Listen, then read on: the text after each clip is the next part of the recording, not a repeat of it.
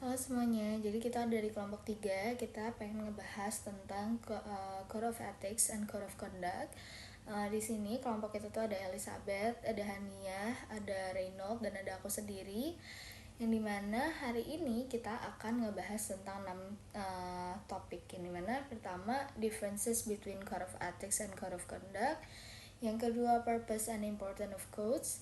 Yang ketiga, Code of Ethics and Code of Conduct. Yang keempat, implementing an effective code communication strategy. Yang kelima, annual Code of Ethics assessment. Dan yang keenam, business ethics across organizational function. Nah, yang pertama kita ngebahas tentang perbedaan dari Code of Conduct sama Code of Ethics dulu. Jadi pengertian dari Code of Ethics sendiri ini adalah peraturan, norma, atau bahkan general principle yang dimana nge-regulate and guide human behavior. Sedangkan a Code of Conduct is a set of rules that regulate the behavior and action expected from an individual and group. Nah, konklusinya di sini, Code of Ethics itu adalah governs decision making, sedangkan Code of Conduct itu govern action. Nah, next ini ada Code of Ethics. Code of Ethics ini secara pengertian panjang ya, itu adalah the general principles embodied in a code of ethics, such as respecting all owners, customers, employees, suppliers, community members, and the natural environment, represent aspiration, an ideal, and goal to achieve. Nah, principles ini describe the kind of people we want to be, someone who treats other as he or she wants to be treated. When faced with an ethical dilemma and ambiguous situation, principle articulate in the code of ethics can help guide the decision maker. Sedangkan pengertian panjangnya dari Code of Conduct ini adalah often developed by an employee with legal expertise, provides substance to the Code of Ethics, and is usually several pages long.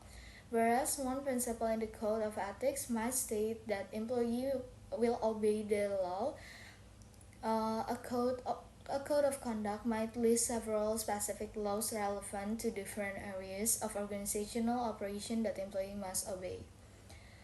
Next, di sini tuh ada beberapa purpose and importance dari codes itu sendiri. Jadi beberapa codes ini itu fulfill multiple purpose. Yang pertama itu align the organization's value with industry. Yang kedua, meet legal requirements and industry trends. Yang ketiga, positively affect employee behaviors and firm performance. Yang keempat, demonstrate managerial concern for ethics. Dan yang terakhir itu adalah convey a particular set of value and obligation.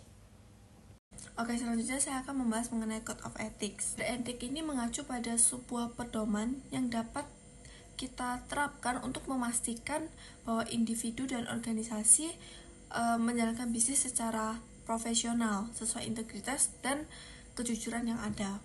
Nah, Code of Ethics ini harus memiliki sifat yang dapat dipercaya. Selain itu, Code of Ethics juga harus bisa membuktikan bahwa adanya kode etik ini membantu kita untuk saling menghormati antara pembisnis satu dengan pembisnis yang lain. Selanjutnya, Code of Ethics ini juga membantu kita agar adanya keadilan di antara menjalankan sebuah bisnis, agar kita dapat menjalankan bisnis secara profesional dan sesuai dengan integritas dan kejujuran yang ada.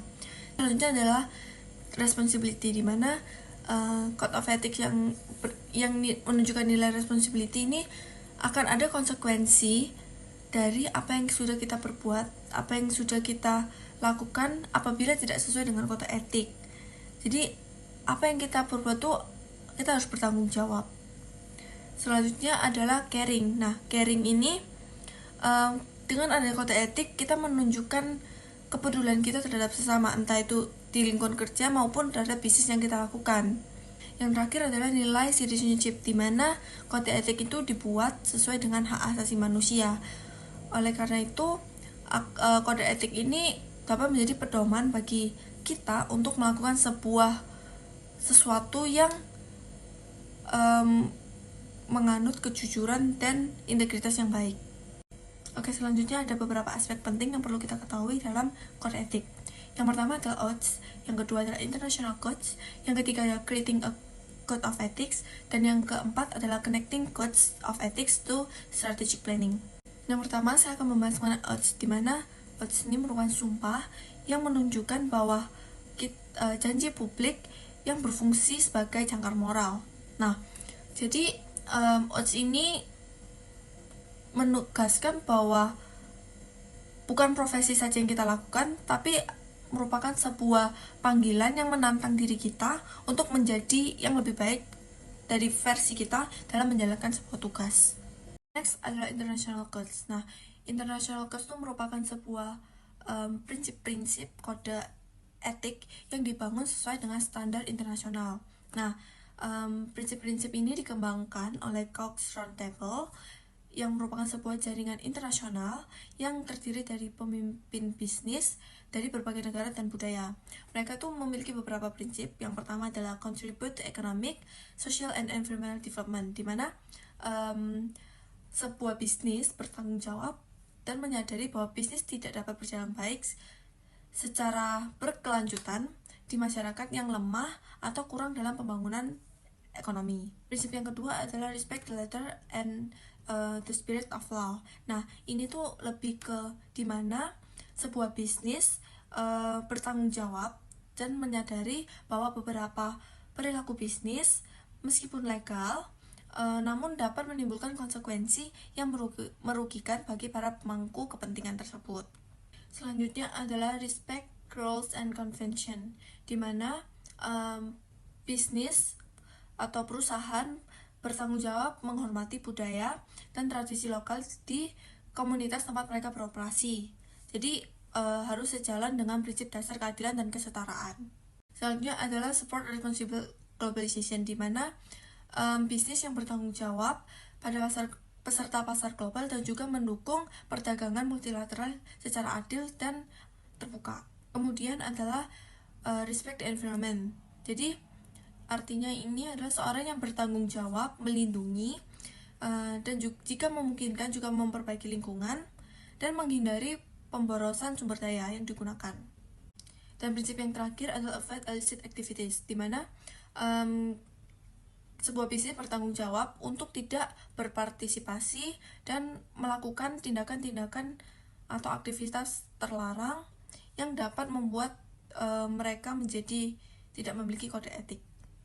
Oke, selanjutnya aspek yang ketiga adalah creating code of ethics. Nah, ini tuh lebih condong untuk kepada tim yang akan membuat kode etik di perusahaan tersebut. Jadi yang pertama mereka harus butuh persetujuan, itu yang paling penting.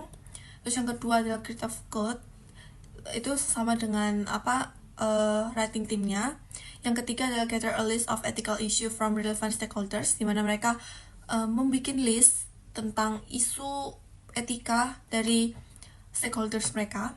Yang keempat adalah define a code of ethics, mereka harus paham apa itu code of ethics. Terus mereka merealisasikan dengan aturan yang mereka buat. Yang kelima adalah gather a list of ethical behaviors from participant. Ini tuh mereka bikin list juga tentang perilaku etika dari para partisipasi. Yang keenam, mereka determine common themes, di mana mereka ini menentukan tema dari kode etik yang mereka buat. Yang ketujuh adalah draft a code of ethics, bikin draftnya, kode etiknya itu harus gimana. Yang ke-8, compare with other codes and modify, jadi mereka bahas lah, tukar pikiran anggapannya dengan yang lain dan memodifikasi kode etik yang mereka buat yang sesuai dan yang sesuai dengan hak asasi manusia juga tentunya.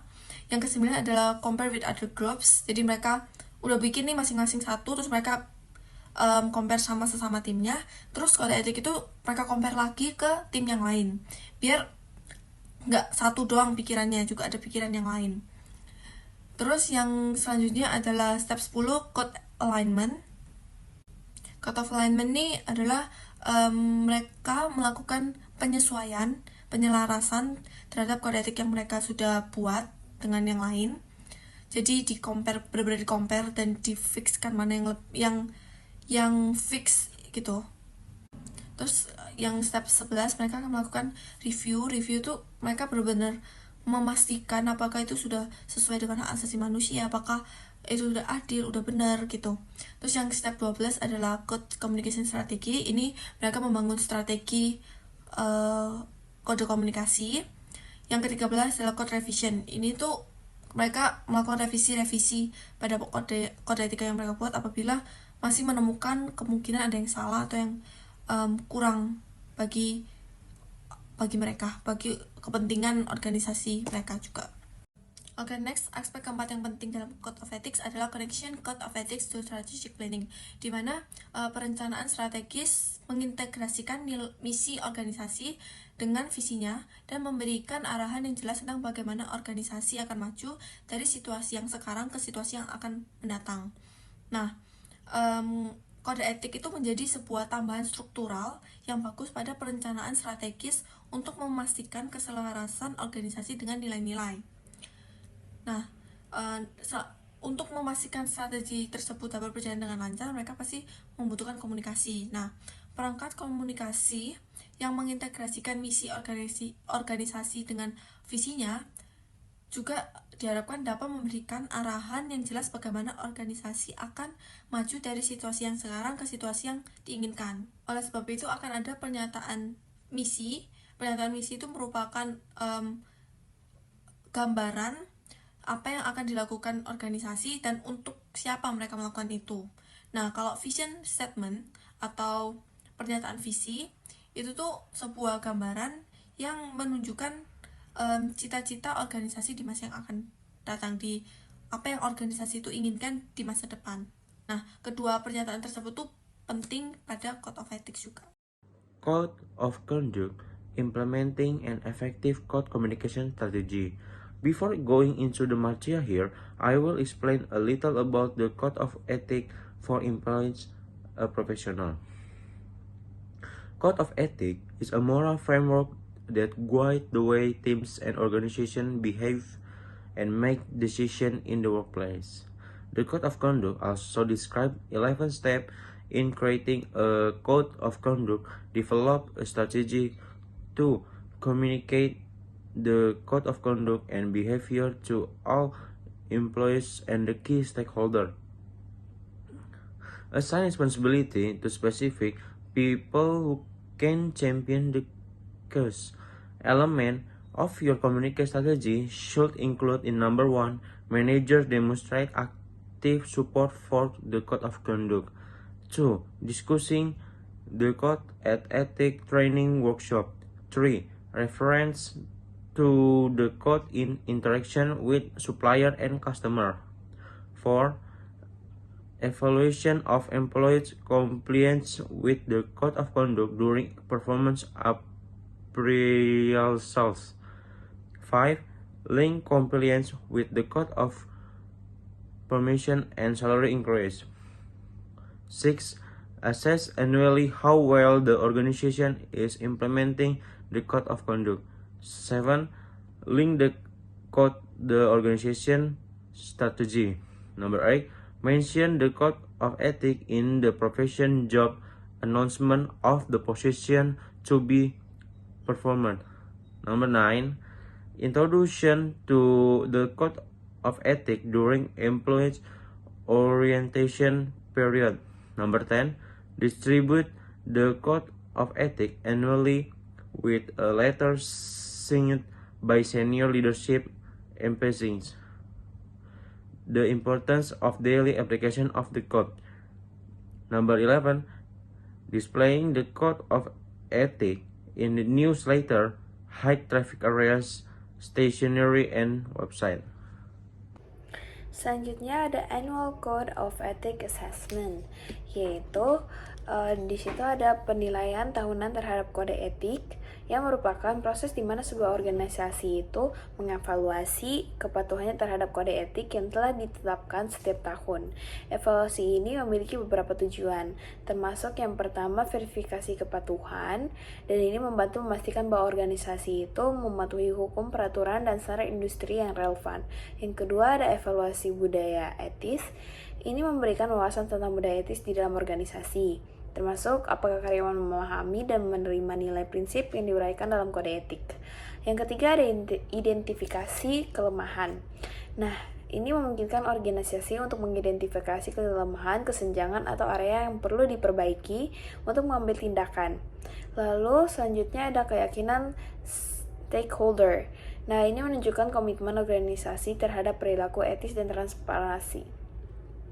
Selanjutnya, ada proses-proses melakukan penilaian tahunan terhadap kode etik yang biasanya melibatkan langkah-langkah ini, yaitu the process of conducting of annual code of ethics assessment typically involve the following step.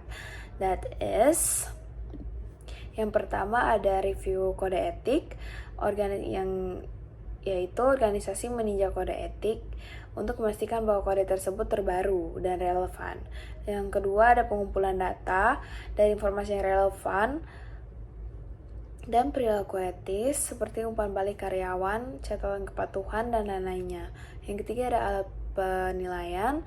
Berbagai alat penilaian itu terdapat seperti survei, wawancara, kelompok fokus, dan kuesioner data diri. Lalu selanjutnya ada analisis dan pelaporan. Itu data yang dikumpulkan, dianalisis untuk diidentifikasi tren, pola, dan daerah dan area kekhawatiran terkait perilaku etis. Lalu selanjutnya ada perencanaan tindakan yang berdasarkan temuan penilaian, organisasi mengembangkan rencana tindakan untuk menangani kelemahan atau kesenjangan yang diidentifikasi dalam praktik etisnya. Lalu ada implementasi dan pemantauan. Rencana tindakan diimplementasikan dan kemajuan dipantau secara teratur untuk memastikan bahwa organisasi membuat perbaikan dan bermakna kerja etisnya. Lalu yang terakhir, dengan melakukan penilaian tersebut tahunan terhadap kode etik, organisasi dapat memperkuat budaya etis dan meminimalisir resiko etis dan menegakkan komitmen terhadap integritas dan praktik bisnis yang bertanggung jawab. Next ada business ethics across organizational function, yaitu suatu etika bisnis di seluruh fungsi organisasi yang mengacu pada integrasi prinsip-prinsip dan nilai-nilai ke dalam sebuah aspek dan departemen suatu organisasi. Nah, ini melibatkan memastikan bahwa pertimbangan etika itu tidak hanya dapat ditangani dalam area spesifik seperti kepatuhan dan sumber daya manusia, tapi juga tercakup seluruh organisasi, termasuk keuangan, pemasaran, operasi, dan sebagainya. Nah, ini ada beberapa kunci etika bisnis. Yang pertama ada kepemimpinan dan budaya. Dari kepemimpinan etis menetapkan nada untuk seluruh organisasi. Pemimpin harus menjadi contoh, seperti di mana integritas, kejujuran, dan pertanggungjawaban dihargai di semua departemen. Yang kedua ada keuangan dan akuntansi. Pertimbangan etika dalam keuangan dan akuntansi melibatkan transparansi, keakuratan, dan kejujuran dalam pelaporan keuangan. Lalu yang ketiga ada pemasaran dan penjualan. Di sini praktik pemasaran ini melibatkan iklan yang jujur, menghindari taktik menyesatkan, dan menghormati privasi konsumen dan memastikan bahwa produk dan layanan mematuhi standar keamanan dan kualitas. Selanjutnya ada operasi dan rantaian pasokan. Nah, pertimbangan etika dalam operasi ini mencakup praktik kerja yang adil, keberlanjutan lingkungan, hubungan dan pemasok, dan pengadaan bahan baku. Lalu selanjutnya ada sumber daya manusia (SDM) yang memainkan peran penting dalam mempromosikan perilaku etis dengan mengembangkan dan menerapkan kebijakan dan prosedur yang memfasilitasi lingkungan kerja yang menghormati, memastikan perilaku yang adil terhadap karyawan. Selanjutnya ada hubungan dengan pelanggan. Itu harus menjaga hubungan yang baik, menghormati hak dan privasi pelanggan, dan menanggapi kekhawatiran dan keluhan pelanggan dengan cara yang adil dan tepat waktu. Selanjutnya, ada hukum dan kepatuhan. Dari sini memastikan bahwa kepatuhan dan hukum adalah hal yang penting, tetapi pertimbangan etika melampaui sekadar kepatuhan hukum. Organisasi harus berusaha mempertahankan standar etika bahkan ketika hukum tidak eksplisit dan mengharuskannya. Selanjutnya ada penelitian dan perkembangan. Pertimbangan etika dan penelitian dan pengembangan mencakup integritas dalam pengumpulan dan analisis data, menghormati hak karyawan intelektual, dan memastikan bahwa produk dan inovasi bermanfaat bagi masyarakat sambil meminimalkan potensi kerugian. Lalu selanjutnya yang terakhir, keterlibatan komunitas dan tanggung jawab sosial. Organisasi ini memiliki tanggung jawab untuk memberikan kontribusi positif bagi komunitas di mana mereka beroperasi. Nah, dengan mengintegrasikan prinsip-prinsip etika ke dalam semua fungsi organisasi bisnis, dapat membangun kepercayaan dan pemangku kepentingan, meningkatkan reputasi mereka, dan berkontribusi kepada kesuksesan jangka panjang dan berkelanjutan. Sekian dari presentasi kami, terima kasih.